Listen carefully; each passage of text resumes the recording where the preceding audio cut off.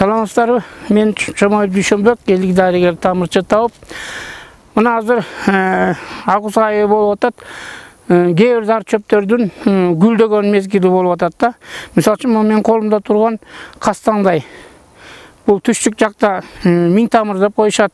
Миң тамырлуу чөп деп коет. Анан кыргызча кастаңдай, орусча тысячелистник дейт.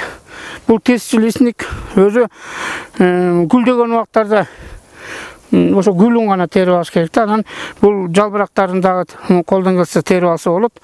Бул кастаңдайдын даарылык касиети бул негизинде ичегилердин сезгениши, ичегилердин кырындысы кеткенде, ичегилерден кан өткөндө, болбосо кандайдыр бир колдоруңду, бир жерлериңди тилип кан токтобой аткан убактарда бул чайнап туруп, ошо жерге басып койсоң, жоксо ичегилерден кан өтүп атканда ушул кастаңдайды дарыгердин кеңеши менен ичсеңер, ошо ичтен кан өткөнүн, ичегилердин кырындысы кетип сезгенгендерге чоң жардамы бар да. Бул тисчиликтин андан тышкары дагы мисалы үчүн нерв системаларга, мында сырткары муунолорго да колдонсо да болот да. Бул муунолорго ачытма түрдө жолдо колдонсо болот. Эми мунун эмеси бул дагы өсө кычкылтектүүлүктөргө эскертүү.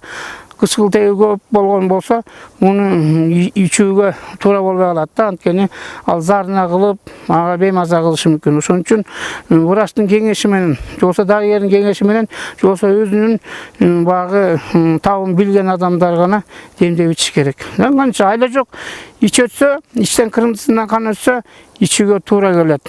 Зарына болсо дагы. Ушундай даарылык касиетке ээ кастаңдай.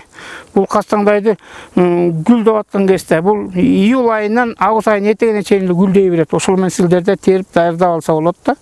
Эми бул муну күндүн ачуу тийип турган убагында эмес, ушундай күн кечке баратканда жолсо таңамал күн жаңы чыгып келаткан кездерде терсе, даарылык касиети бул ичинде болот дагы, даарылык касиетке ээ. Ушул мен ушул кастаңдай боюнча айтып кетерим. Мунун багы күн тийбеген, жаан тийбеген, өтө шамал урбаган жерге корготуп алып туруп, анан майдалап сактап калса болот. Рахмат көңүл бургансыздарга.